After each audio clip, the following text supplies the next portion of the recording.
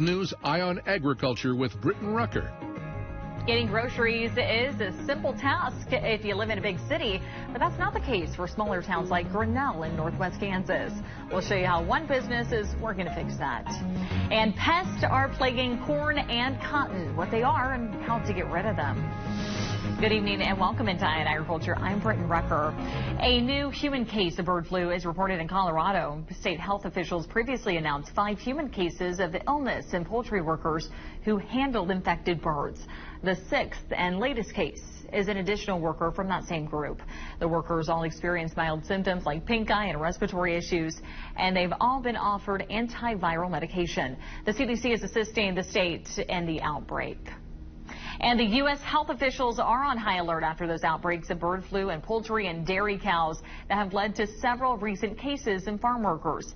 Mandy Gaither speaks with an infectious disease expert on what you should know about the virus.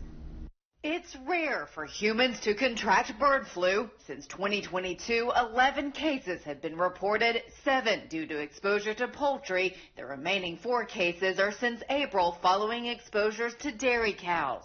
It's just being more watchful as opposed to hitting the alarm. Dr. Stephen Gordon with Cleveland Clinic says bird flu can spread around the world through flocks that are migrating. The CDC explains that infected birds have the virus in their saliva, mucus, and droppings.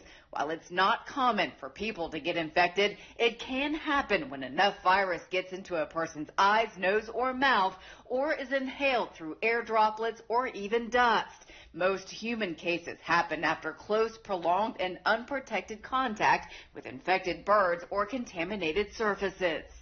All the cases that have been identified in humans since 2022, most of those have actually been not even respiratory illness, but more what we'd say eye infection.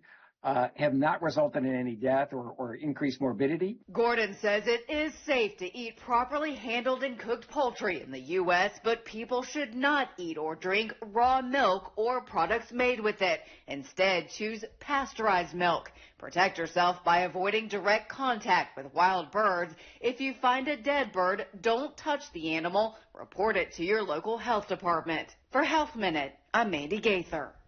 It's big news for the small town of Grinnell in northwest Kansas. They're celebrating a huge new addition this week. And as 12 News reporter Gabrielle Hernandez shows us, it will make buying food much easier for the 250 people who call Grinnell home.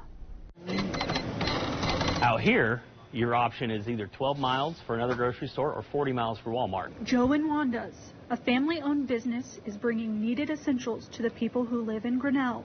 Having a grocery store here is, I mean, there's not a lot of people here, but there's enough people there needs to be a grocery store of some sort.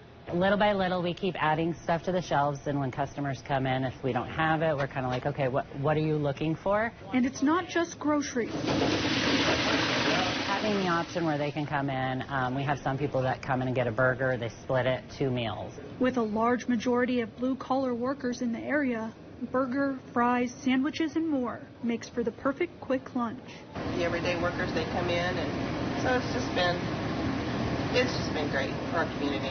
As well as being beneficial for the older community. My mother lives here in town, and it's just really nice that she doesn't have to get in the car and drive somewhere. She can just come right down here.